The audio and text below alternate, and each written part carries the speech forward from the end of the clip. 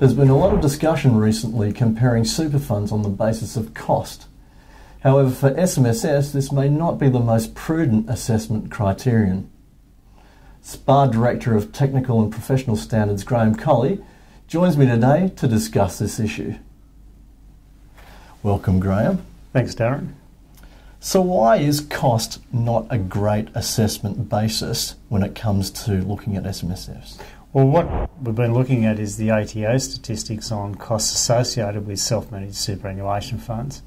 And for those costs, we're looking at the actual costs of the funds. And when you're comparing those with APRA-based funds, you're seeing that done on an accruals basis. So you've got the actual costs against an accrual. So there are differences in the way in which you account for the costs there. So, in regard to the ATO statistics, what have they shown and what do they reflect as far as SMSFs go? Well, they reflect the information that's provided in the returns that come into the ATO, and as I said, they're on a cost basis.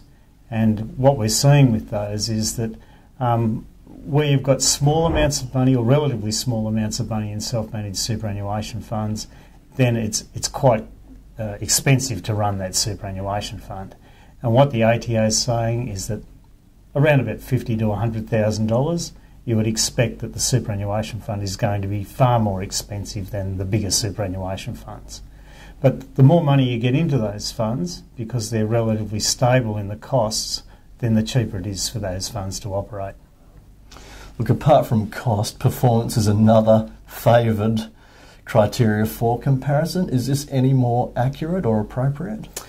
Well, I think it's reflective. I wouldn't say it's any more accurate because you're looking at the use of accounting standards with the bigger superannuation funds and you're still using those same figures from the ATO based on the actual costs incurred.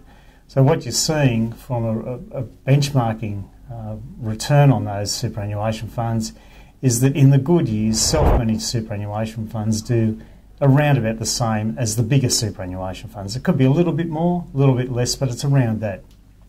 But the difference is when the returns are down for the bigger superannuation funds, they have self-managed superannuation funds have lower rates of return. So, for example, an APRA-based fund might have a minus 10%, as we saw in the GFC, whereas the equivalent of that for a self-managed fund could be about minus 5%. So, but that's just a very, very rough guideline for that. Now, this subject of cost has been, as I said, in the media and being discussed a lot recently. Does it worry you that there's a very negative connotation behind that? It does to some extent. I think that you really can't compare apples and oranges, and I think part of the things in the media really do relate to a lot of the inquiries that are going on. It's a bit of a softening up exercise by the various lobby groups, and I think that includes SMSF lobbyists as well as any other group. Now, with this negative connotation, it seems to be having a flow-on effect in reigniting the debate about required minimum balances before setting up an SMSF. Is that also a bit of a worry?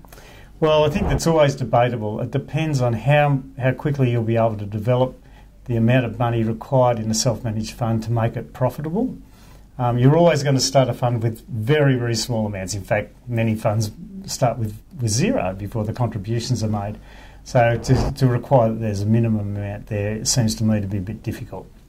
Nobody that I know of, even the bigger superannuation funds, are proposing any minimum amount, although some people talk about $500,000 and so forth. I don't know what they're basing that on. It seems to be an arbitrary amount. We say around about $200,000, and if you can develop the balances in the superannuation fund pretty quickly, then it's going to be cost effective for you. Now, we've just discussed cost and performance as two fairly potentially inappropriate measures of superannuation funds. Is there any criteria out there which is a little bit more sound? It's a good question, Darren. I'd say not. I think that the reasons and the balance of the reasons why you want to set up your self-managed fund, that is that you like managing it, you like direct investments, those sorts of things might be the determining factor. as to whether the self-managed superannuation fund is, I suppose, profitable, and I mean that in the broader sense, rather than by using simple criteria such as rates of return, which we know are skewed anyway, and the costs associated with the operation of the fund. Now, the start of the year also means that we're leading up to the SPAA National Conference for 2014. What can some of the delegates look forward to in attending the event this year?